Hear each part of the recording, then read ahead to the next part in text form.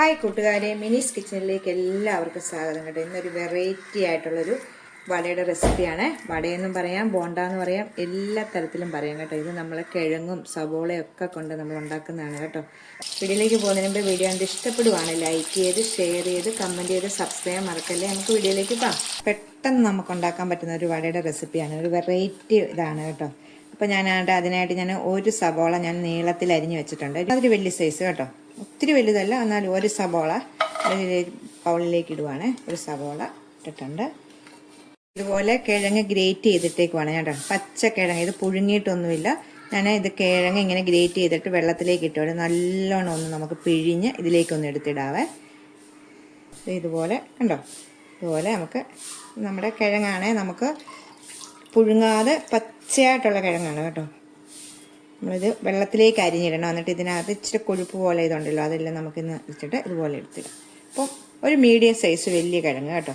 ഞാൻ കിഴങ്ങൊക്കെ ഗ്രേറ്റ് ചെയ്ത് ഇട്ടിട്ട് പെട്ടെന്ന് നമുക്ക് കാണിക്കാൻ വേണ്ടിയാണ് കേട്ടോ. ഒത്തിരി വീഡിയോയ്ക്ക് ഒത്തിരി നീണ്ടുപോകും. അതുകൊണ്ടാണ് ഇതൊക്കെ നമ്മൾ പല വീഡിയോകളിലും കാണിച്ചിട്ടുണ്ടല്ലോ. അപ്പോൾ അതുകൊണ്ടാണ്. ഇപ്പോൾ ഒരു സബോള ഇട്ടു, ഒരു കിഴങ്ങ് മീഡിയം സൈസ് ഇട്ടു. അപ്പോൾ നമുക്ക് ഇച്ചിരി കരിയാപ്പില ഇടാം. ഇതിലേക്ക് കുറച്ച് കരിയാപ്പില ഇടാം കേട്ടോ. കരിയാപ്പിലയൊക്കെ നിങ്ങളുടെ ഇത് ഇഷ്ടമനുസരിച്ച് പെട്ടെന്ന് നമുക്ക് ഉണ്ടാക്കിയെടുക്കാൻ പറ്റുന്നതാണ്. നമുക്കിതിനാവശ്യമായ ഉപ്പിനൊക്കെ അളവില്ല, കറക്റ്റായിട്ട് കുറച്ച് നമ്മുടെ ഇതനുസരിച്ച് നമ്മൾ കുഴച്ച് നോക്കിയിട്ട് എത്രയാണ്. ഇതിനാവശ്യമായിട്ട് ഈ മുളക്, ഈ സമയത്ത് നിങ്ങൾക്ക് പച്ചമുളക് വേണമെങ്കിൽ പച്ചമുളക് ഇടാം. ഞാൻ പച്ചമുളക് ഇട്ടുണ്ടാക്കുന്നതിന് നല്ല ടേസ്റ്റ് ഇതായിരുന്നു. മുളകൊന്ന് ക്രഷ് ചെയ്തിട്ട് ഇങ്ങനെ ഒന്ന് ഇടുക. 1 ടീസ്പൂൺ ഇട്ടിട്ടുണ്ട് മുളക്. 1/4 ടീസ്പൂണ് മഞ്ഞൾപ്പൊടിയെ, 1/4 ടീസ്പൂൺ മഞ്ഞൾപ്പൊടി, ഒരു 1/4 ടീസ്പൂണും ഇച്ചിരിയും കൂടെ ഒരു 1/2 ടീസ്പൂൺ ഇല്ല ഗരം മസാലയ്ക്ക് പകരം ചിക്കൻ മസാല ചേർത്താൽ നല്ല ടേസ്റ്റ് ആയിരിക്കും കേട്ടോ. ചിക്കൻ മസാല ഇല്ലാത്തത് കൊണ്ട് ഗരം മസാല നമുക്ക് നല്ലോണം ഒന്ന് മിക്സ് ചെയ്യുക. ഇതെന്ന് ഇപ്പോൾ നമ്മൾ ഉപ്പൊക്കെ ഇട്ടിട്ടുണ്ട്. അപ്പോൾ നമുക്കിതൊന്ന് ആദ്യം നമ്മൾ കൈ കൊണ്ട് തന്നെ കുഴച്ചെടുക്കണേ. നമുക്കിതിലേക്ക് പൊടി ഐറ്റം ചേർക്കുന്നുണ്ട്. അരിപ്പൊടിയാണ് നമ്മൾ ചേർക്കുന്നത് ഇതിലേക്ക്. ആദ്യം നമുക്കൊന്ന് മിക്സ് ചെയ്യാം.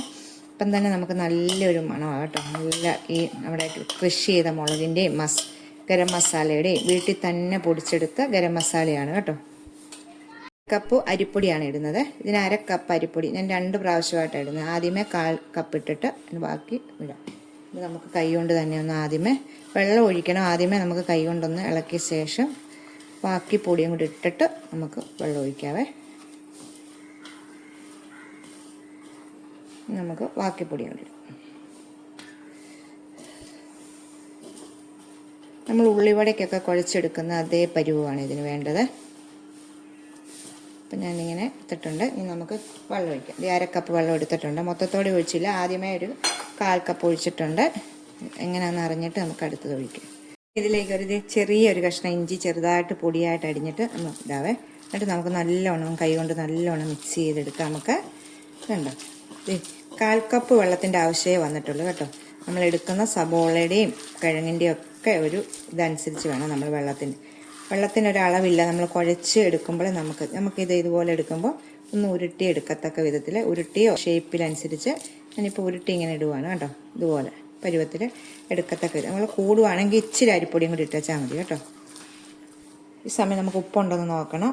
റെഡിയാക്കി എടുത്തിട്ടുണ്ട്. നമുക്കിനി ഇപ്പം എണ്ണ ഞാൻ ചൂടാകാൻ വേണ്ടി അടുപ്പ വെച്ചിട്ടുണ്ട്. നമുക്കിതിന് ഉരുട്ടി ഇടാം.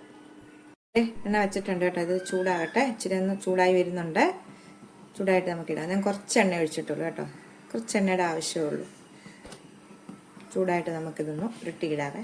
നിങ്ങൾക്ക് ഇഷ്ടമുള്ള ഷേപ്പിലിടാം കേട്ടോ. അല്ലേ, ഞാൻ ഇങ്ങനെ ഇതുപോലാണ് ഉരുട്ടിയിടുന്നത് കേട്ടോ. ചെറുതായിട്ട് ഇതുപോലെ വലിപ്പമൊക്കെ നിങ്ങളുടെ ഇഷ്ടത്തിനനുസരിച്ച് കേട്ടോ. ഞാനിപ്പം ചെറിയൊരു ബോൾ പോലെ ഇടുവാണ്.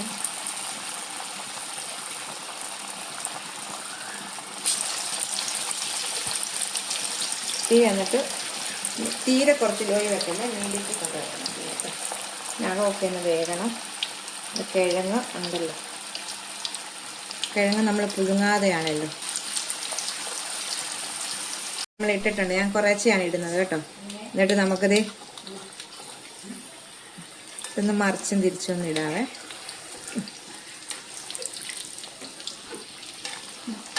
തിരിച്ചെടുത്തിട്ട് നമുക്ക്